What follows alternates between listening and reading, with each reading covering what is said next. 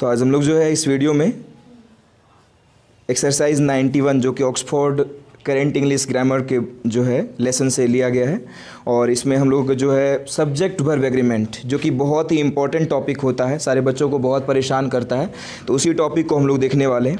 तो देखिए, सब सुनिएगा, एक एक सेंटेंस को ध्यान से, सब कुछ समझ में आ जाएगा। बस यदि क्वेश्चन से आप बनाए हुए हैं तो उसको मिलाइएगा। बहुत गलती करते हैं अक्सर जो है। तो आप सबसे पहला क्वेश्चन जो है, you and I dash good friends. देखिए, सबसे पहला सेंटेंस है you and I dash good friends. तो जब देखिए कितने बच्चे यहाँ पर गलती क्या करेंगे, आई देखेंगे और एम लगा देंगे, जो कि गलत है, क्योंकि यहाँ पर हम जो वर्ब लगा रहे हैं सिर्फ आई के लिए नहीं लगा रहे हैं, हम लगा रहे हैं यू और आई दोनों के लिए। और नियम कहता है कि जब कोई सब्जेक्ट में दो नाउन या प्रोनाउन एंड से जुड़ा हो, सामान्य तौर पर एंड से जुड़ा हुआ हो, तो उस स्थिति में हम क्या करते हैं, प्लूरल वर्ब का प्रयोग करते हैं। तो क्या हो जाएगा, आर हो जाएगा, इसीलिए हमारा आंसर आर हो जाएगा। चलिए हम दूसरे क्वेश्चन को देखते हैं। देखिए, ये सबसे ज़्यादा कंफ्यूजिंग है। यहाँ पर क्या होता है, दूसरा क्वेश्चन है कि the nature of these boys, पूरा ही सब्जेक्ट है। हम आपको सब्जेक्ट वर्ब एग्रीमेंट में बताए थे रूल में कि जब नाउन ऑफ नाउन का स्ट्रक्चर हो, यानी नेचर ऑफ बॉयज़, तो बात क्या हो रही है, बॉयज़ की या उसके नेचर की, नेचर की। अमूमन लड़के क्या करते हैं, यहाँ पर बॉयज देखा कि प्लूरल है तो आर का प्रयोग कर दिया, लेकिन हमको समझना है कि यहाँ बात हो रही है बॉयज के नेचर की, यानी स्वभाव की, और नेचर एक एब्स्ट्रैक्ट नाउन है, इसको हम फील करते हैं, इसीलिए यहाँ पर हम सिंगुलर वर्ब का प्रयोग करेंगे। यानी the nature of these boys are नहीं बल्कि क्या होगा, इज हो जाएगा, इज गुड। ठीक है, सेम वे में सेम नेक्स्ट क्वेश्चन ऐसा ही है कि द सन्स ऑफ लता। अब समझिएगा, यहाँ पर द सन्स ऑफ लता, सन को सॉन भी पढ़ा जाता है, जनरली हम सन पढ़ते हैं। तो बेटे किसके, लता के, तो लता के बेटों की बात हो रही है, ना कि लता की। तो सेम वे में यहाँ पर देखिए क्या हो जाएगा, बोलो सन एक है, एक से ज़्यादा है, एक से ज़्यादा, तो इसीलिए हम क्या करेंगे, यहाँ पर आर का प्रयोग यहाँ पर भी हो जाएगा, इज का प्रयोग नहीं होगा। आगे बढ़ते हैं, चौथा क्वेश्चन देखिए, the gold in the boxes. समझिएगा, the gold in the boxes, preposition इसमें भी लगा हुआ है, भले ही ऑफ नहीं है, इन है, लेकिन प्रीपोजिशन है। The gold in the boxes, यानी बक्से में जो गोल्ड है, तो बक्से की बात नहीं हो रही, बात किसकी हो रही है, गोल्ड की। और गोल्ड क्या है, मटेरियल नाउन, क्या है, मटेरियल नाउन, और मटेरियल नाउन को हम काउंट नहीं कर सकते, गिन नहीं सकते, इसीलिए इसको हम जो है अनकाउंटेबल मानते हैं और सिंगुलर मानते हैं। इसी कारण से यहाँ पर आर नहीं बल्कि क्या हो जाएगा, इज का प्रयोग हो जाएगा। यानी बात गोल्ड की हो रही थी, ना कि बॉक्सेस की, इसीलिए हम इज का प्रयोग करेंगे। आगे बढ़ते हैं, पांचवा क्वेश्चन। पांचवा है the quality of these mangoes, यानी इन आमों की गुणवत्ता। ठीक है, अभी देखो आमों की बात नहीं हो रही है, अगेन वैसा ही क्वेश्चन है, समझ ही रहे हो, नाउन ऑफ नाउन है, यानी बात हो रही है आमों की क्वालिटी की, गुणवत्ता की। और क्वालिटी, अगेन क्वालिटी तो हम देखकर फील करते हैं, कोई चीज अच्छी है या बुरी है, तो यहां पर इसीलिए हम अगेन क्या कर लेंगे, बोलो इज का प्रयोग हो जाएगा। ये समझने वाली बात है, हम बता रहे हैं अक्सर बच्चे यही गलती करते हैं, मैंगोज देखा आर लगा दिया, लेकिन हमको पूरा सब्जेक्ट समझना है। सब्जेक्ट वर्ब एग्रीमेंट नाम क्यों पड़ा, क्योंकि हम सब्जेक्ट समझते हैं पहले और उसके अनुसार से वर्ब का चयन करते हैं। छठा question, the colour of these shirts. अब समझिए, यहां पर फिर से वही है, सेम है कि इन कमीजों का रंग, तो बात अगेन रंग की हो रही है। रंग फिर से हम फील करते हैं, देखकर महसूस करते हैं कि नहीं चलो ये ऐसा रंग है, रंग कोई ना ही जो यहाँ पर मापने तोलने की चीज़ नहीं है, लेकिन फील तो जरूर करते हैं, एब्स्ट्रैक्ट नाउन के अंतर्गत आएगा, या फिर हम कॉमन नाउन भी कहेंगे तो ये काउंट नहीं करते हम यहाँ पर, तो यहाँ फिर से इज का प्रयोग हो जाएगा। कलर की बात हो रही है। अब आप खुद अंदाजा लगा सकते हैं सातवें में क्या होगा, the boys of this school. बात स्कूल की नहीं हो रही है, स्कूल के लड़कों की हो रही है, बॉयज की हो रही है, तो बोलो the boys of this school. अक्सर बच्चे देखेंगे दिस स्कूल तो इज लगा लेंगे, लेकिन हमें बॉयज को समझना है कि नहीं, जो स्कूल के बॉयज हैं, लड़के जो हैं वहां के, वो बहुत ही डिसिप्लिन्ड है, तो क्या हो जाएगा, आर हो जाएगा। The boys of this school are very disciplined, बहुत ही ज्यादा अनुशासित हैं। अगला क्वेश्चन आठवां। अब ये जो हम 8 और 9 क्वेश्चन बता रहे हैं, इसको ध्यान रखिएगा, आज थोड़ा हम समझाते हैं इसके रूल के बारे में। देखो, a number of, the number of, हम आपको सब्जेक्ट वर्ब एग्रीमेंट में रूल बताए होंगे, आपने पढ़ी है तो अच्छी बात है, नहीं तो मेरी बातों को ध्यान से सुनिए कि ए नंबर ऑफ और द नंबर ऑफ दोनों में बहुत ही ज़्यादा फर्क है। जब हम कहते हैं ए नंबर ऑफ, तो आपको हम यदि आर्टिकल पढ़ाए हैं तो उसमें आपको बताए होंगे कि डिफिनिट आर्टिकल और इनडिफिनिट आर्टिकल, दो तरह का आर्टिकल होता है। कौन कौन, डिफिनिट और इनडिफिनिट। तो डिफिनिट में आपका आता है द, और इनडिफिनिट में क्या आता है, ए और एन। कारण जानते हैं नाम क्यों पड़ा है ऐसा, क्योंकि हम बताए हैं कि ए एन का प्रयोग अनंत जगह होता है, जहां पर भी सिंगुलर काउंटेबल नाउन रहेगा वहां पर क्या करेंगे, ए एन का प्रयोग। लेकिन द तो कुछ खास जगहों पर ही लगता है, यानी ये हमारा होता है निश्चित। तो यहां पर बोलो जब द नंबर रहेगा, बोलो निश्चित की अनिश्चित, निश्चित। और जब निश्चित तो हम सिंगुलर मानेंगे, इसीलिए the number of boys are नहीं बल्कि क्या हो जाएगा, इज हो जाएगा। तो इसीलिए ना कंफ्यूजिंग है ये। आगे बढ़ते हैं, तो ऊपर वाला छूट गया ना 8 नंबर, कि तब ए नंबर ऑफ बॉयज है तो क्या लगेगा, ए नंबर ऑफ बॉयज है तो ए जो लगा वहां पर इंडेफिनिट है, इसीलिए अनिश्चित संख्या हो गई, इसको हम प्लूरल मानेंगे, तो हम यहां पर आर का प्रयोग करेंगे। तो ध्यान रहे, द नंबर ऑफ दिखे तो सिंगुलर और ए नंबर ऑफ दिखे तो plural.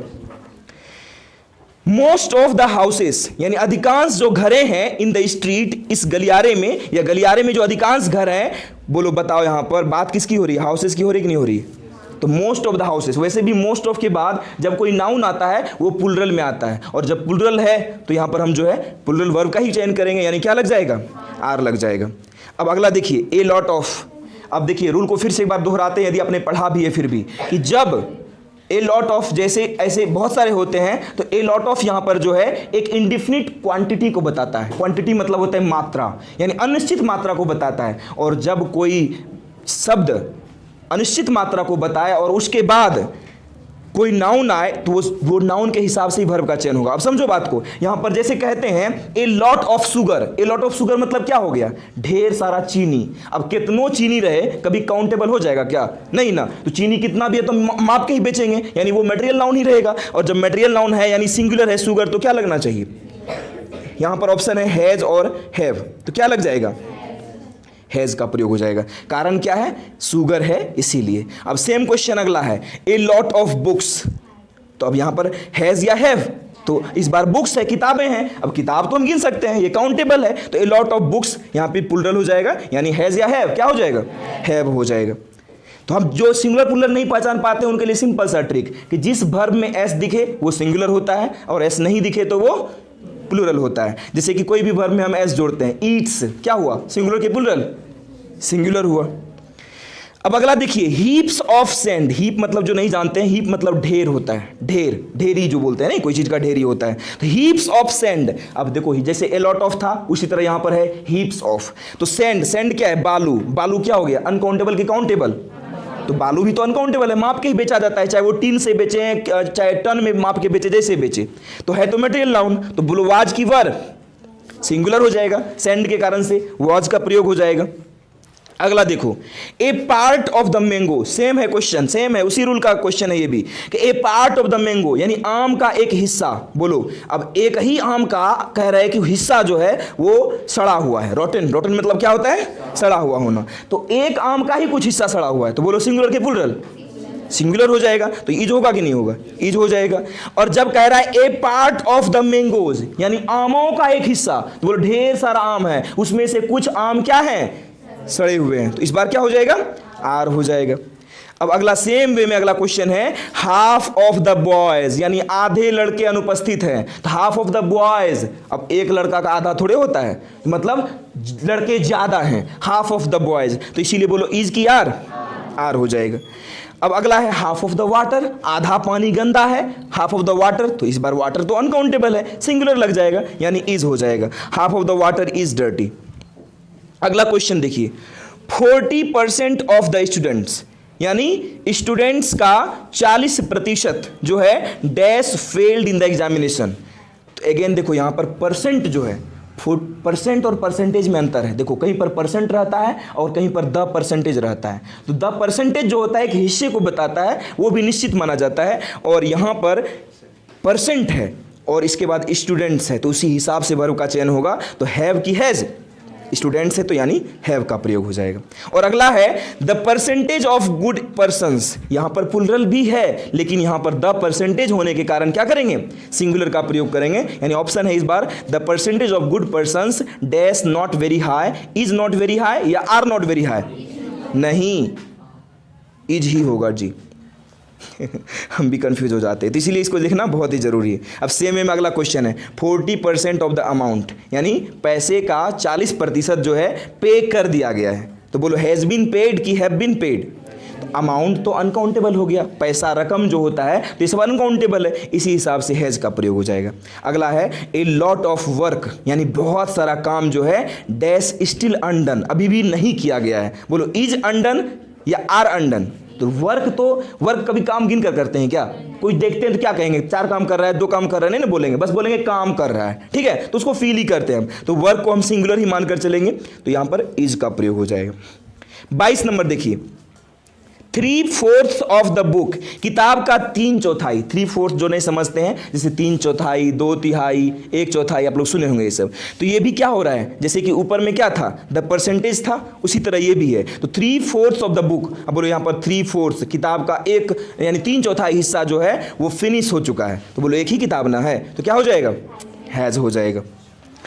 A large number of people, कह रहे कि बड़ी संख्या में जो लोग हैं, a large number of people dash applied for the job, उसने जॉब के लिए अप्लाई किया है। तो ए नंबर वैसे भी सेकेंड हो गया, तो आप प्लूरल हो जाएगा, बोलो हैज की हैव हो जाएगा। 24 में देखिए, द नंबर ऑफ पीपल, अब इस बार द नंबर लग गया, the number of people applying for the job, यानी जॉब के लिए अप्लाई करने वाली लोगों की जो संख्या है डैश वेरी लार्ज, वाज या वर। इस बार द नंबर के कारण वाज का प्रयोग होगा, ना कि वर का।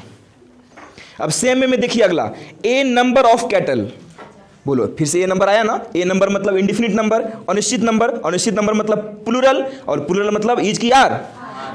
तो a number of cattle are grazing, ना कि इज ग्रेजिंग। लेकिन अगला देखिए उसी तरह का है, कंफ्यूज करने वाला, कि a herd of cows dash grazing grass, यानी गायों का जो एक झुंड है वो घास चर रहा है। तो इस बार देखो ए हर्ड जो है, हर्ड यूज होता है, हर्ड एक कलेक्टिव नाउन है, HERD, हर्ड जो है मवेशियों के समूह के लिए यूज किया जाता है, खास करके गायों के लिए, काव हर्ड भी वर्ड यूज किया जाता है। तो यहां पर एक रूल होता है, देखो बताते हैं, सिंगुलर कलेक्टिव नाउन दो कलेक्टिव नाउन दो तरह का होता है, जैसे कि पुलिस जो है वो भी कलेक्टिव नाउन है, लेकिन वो प्लूरल है, पुलिस के साथ हैज नहीं लगता, क्या लगता है, हैव। लेकिन जो सिंगुलर कलेक्टिव नाउन है, जैसे कि टीम हो गया, बोलो ए टीम ऑफ प्लेयर्स है, तो बोलो इज लगेगा कि आर लगेगा, प्लेयर्स एक से ज्यादा है लेकिन उनकी टीम क्या है, एक ही है, यानी एक का बोध करा रहा है, सब मिला के एक का बोध करा रहा है, इसीलिए हम वहां पर इज लगाते हैं। सेम वे में यहां पर प्लूरल रहने पर भी ए हर्ड होने के कारण हम यहां पर इज का प्रयोग करेंगे, ना कि आर का। तो a herd of cows is grazing grass. अब बढ़ते हैं 27 नंबर से। तो सेम वे में देखिए, अब इसमें बताने की जरूरत ही नहीं है, सेम वे में देखिए, ए टीम ऑफ स्पीकर्स है, तो क्या हो जाएगा, हैज की हैज हो जाएगा। सब टीम क्या हो गया, टीम सिंगुलर कलेक्टिव नाउन हो गया। सेम वे में ए पार्सल ऑफ बुक्स, किताबों का एक पार्सल, तो किताब क्या अलग अलग नहीं है दे रहा है, तो पार्सल जब भी आएगा साथ ही आएगा, तो वैसे भी एक का बोध हो रहा है, तो यहां पर हैज बीन रिसीव्ड की have been received, has been. फिर देख लो, आप लोग सेट बारे में पढ़े भी, वो सेट मतलब क्या होता है, सेट ऑफ बुक्स है, किताबों का एक समुच्चय मतलब समूह समझ सकते हैं, तो किताबों का एक समूह, तो वहां पर अलग अलग नहीं देखा जा रहा है, पूरे समूह को देखा जा रहा है, इसीलिए बोलो हैज की हैज हो जाएगा। 30 number, A number of books, अब याद कर लो फिर से, ए नंबर आ गया मतलब इंडिफिनिट हो गया, अनिश्चित संख्या हो गया, तो a number of books has been bought की have been bought, a number जैसे ही लगा अनिश्चित संख्या हो गया।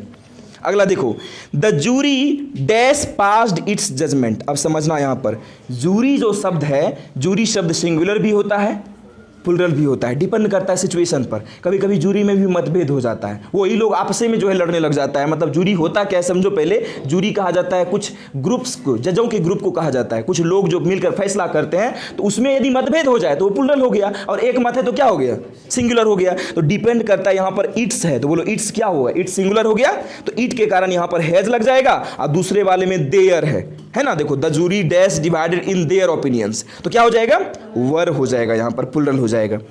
सेम वे में अगला है, बोलो the government dash done so in their interest, their है तो क्या हो जाएगा, प्लूरल हो जाएगा, यानी हैव हो जाएगा। अब देखो अगला क्वेश्चन जो है वो भी काफ़ी इंटरेस्टिंग है, जैसे कि 21 rupees dash paid to me, मतलब 21 रुपये मुझे दिए गए, तो बोलो 21 रुपया क्या एक टका देगा, अलग अलग नहीं देगा। तो जितना भी अमाउंट होता है ना, रकम पैसा जब देते हैं किसी को, तो वो सिंगुलर ही माना जाता है। करेंसी, पेपर करेंसी खास करके सिंगुलर माना जाता है, कोई भी करेंसी हो तो सिंगुलर माना जाता है। तो यहाँ पर हम लोग जो है इसके लिए क्या करेंगे, वाज का प्रयोग कर लेंगे। सेम वे में देखो, 10 miles dash not a long distance, 10 मील एक लंबी दूरी नहीं है, तो दूरी फिर से वही पर डिस्टेंस हो, समझ लो, याद रखना, डिस्टेंस हो, अमाउंट हो या फिर कोई चीज़ का वजन हो, ये सब हमेशा सिंगुलर माना जाता है, चाहे वो एस क्यों ना लगा रहे। तो 10 माइल्स इज हो जाएगा, is not a long distance. 10 मील एक कोई लंबी दूरी नहीं है। फिर देखो यहाँ पर वजन की बात हो रही है। 5 टन्स ऑफ कोल, यानी 5 टन कोयला, डैश इनफ फॉर देम, उनके लिए पर्याप्त है। तो बोलो इज की आर, इज हो जाएगा। अगला है सिटी आफ्टर सिटी। तो जब कोई प्रीपोजिशन के आगे पीछे सेम नाउन रिपीट होता हो तो यहां पर सिंगुलर ही समझते हैं, प्लुरल नहीं हो जाता है तो वॉज ही प्रयोग होगा, सिंगुलर लग जाएगा। City after city was destroyed. अभी अगला देखो, अगला आ रहा है कि ट्राउजर्स जो है, ट्राउजर्स। अब कितने बच्चे सोचते हैं ट्राउजर्स तो हम पहनते हैं, एक ही है वो, नहीं, ट्राउजर्स को 2 पार्ट में बटा सकता है और कोई भी ट्राउजर आधा फाड़ के पहनेगा नहीं ना पहनेगा। तो योर ट्राउजर्स बोलो आर वेरी लूज की इज वेरी लूज, आर हो जाएगा। देखो जैसे ट्राउजर्स हो गया, ट्राउजर्स समझते ही हैं, सीजर्स कैची, उसके अलावा आपका शूज जूते, ये सब कभी भी एक कोई नहीं पहनेगा, दोनों हमेशा पेयर में रहते हैं और इसीलिए इसके साथ हम प्लुरल का प्रयोग करते हैं। लेकिन अगला देखिए, ए पेयर ऑफ ट्राउजर्स है, तब क्या करेंगे? ए पेयर क्या हो गया? फिर से वही सिंगुलर कलेक्टिव नाउन है, तो 2, लेकिन बता रहा है कि नहीं एक जोड़ा, तब जोड़ों को साथ लिया जा रहा है इस समय में, इसीलिए इस बार हम जो है हैज़ का प्रयोग करेंगे। Has been made for you, मतलब एक जोड़े ट्राउजर्स तुम्हारे लिए बनाए गए। अगला है माई सीजर्स डैश शार्प, मेरे जो कैंची है मेरी वो शार्प है। बोलो इज की आर, आर हो जाएगा। सीजर कैंची, कैंची में भी समझते हो 2 पार्ट रहता है, कोई एक पार्ट यूज करेगा उसका, क्या नहीं करेगा। अगला है the poor dash honest by nature, यानी गरीब लोग जो होते हैं स्वभाव से ईमानदार होते हैं। बोलो द पुअर, कोई भी एडजेक्टिव में नियम कहता है, एक नियम आप लोग पढ़ेंगे सब्जेक्ट पैराग्राफ में पढ़ाए होंगे, यदि आप अपने बुक में देखा होगा तो उसमें लिखा हुआ है कि यदि कोई एडजेक्टिव के साथ द लग जाता है तो वो प्लुरल बन जाता है। बोलो द पुअर आर की इज, आर हो जाएगा, यानी सभी गरीबों की बात हो रही है। अगेन उसी तरह देखो, द ब्लाइंड आर हेल्पलेस की is helpless, are helpless. All the furniture, correct, सारे फर्नीचर अच्छे हैं। अब समझना बात को, ये फर्नीचर जो है कौन सा नाउन है, समझने वाली बात है। कई लोग कहते हैं कि फर्नीचर कलेक्टिव नाउन है, नहीं, फर्नीचर फील करने वाली चीज़ है। तो जैसे हम फर्नीचर बोलते हैं तो आपके मन में क्या आएगा? टेबल, कुर्सी, पलंग, कोई एक तो नहीं आ रहा है, मतलब हम फील करते हैं। जैसे फर्नीचर बोलते हैं तो हमको समझ में आता है, नहीं, वो बैठने उठने सोने की चीज़ें जो है वो हम फील करते हैं। तो फर्नीचर को एब्स्ट्रैक्ट नाउन की श्रेणी में रखा जाता है और इसीलिए सिंगुलर होता है। ऑल द फर्नीचर, सारे फर्नीचर अच्छे हैं, तो बोलो क्या हो जाएगा? ये जो हो जाएगा। अगला है शेक्सपियर के जो प्लेज हैं, शेक्सपियर्स प्लेज डैश इमॉर्टल, तो यहां बात शेक्सपियर की नहीं हो रही है, उनके प्लेज की हो रही है, तो यहां पर क्या हो जाएगा? आर हो जाएगा। शेक्सपियर के प्लेज इमॉर्टल हैं, अमर हैं। अगला है the police dash arrested the thief, police ने चोर को अरेस्ट कर लिया। अभी तुरंत बता रहे थे आपको कि पुलिस जो है प्लुरल कलेक्टिव नाउन है, इसीलिए यहां पर हैज नहीं बल्कि क्या लग जाएगा? हैव लग जाएगा। अगला देखो, मैथमेटिक्स, बच्चा सोचता है मैथमेटिक्स में एस लगता है, ये प्लुरल हो गया, ऐसा थोड़ी होता है। सब्जेक्ट का नाम है, फिजिक्स में भी देखो एस लगा हुआ है लास्ट में। फिजिक्स, मैथमेटिक्स, बहुत सारा गेम होता है, जैसे बिलियर्ड्स एक गेम होता है, आप लोग और बताए होंगे रूल में। जैसे बीमारी का नाम होता है, एक मीजल्स एक बीमारी होता है, खसरा वो हो गया, ये सब। एक मम्प्स एक बीमारी होता है, MUMPS। तो ये सब बीमारियों का नाम जो है, बीमारी कभी नाम है तो वो सिंगुलर ही होगा, कोई भी नाम। तो यहां पर जो, इसीलिए इसके साथ भी mathematics is not very tough की are not very tough, is not very tough.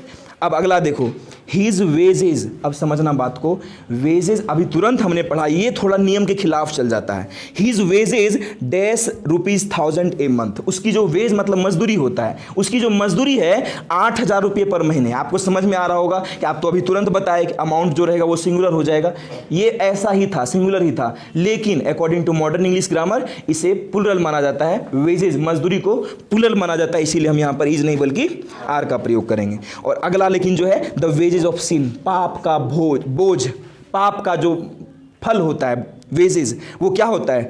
Death, मृत्यु होता है। तब यहाँ पर सीन मतलब पाप, पाप तो फील ही करते हैं, नहीं पाप कर रहे हैं, पुण्य कर रहे हैं, फील करने की चीज़ें ये सब, तो इसमें हम सिंगुलर ही मानेंगे और इज का प्रयोग होगा।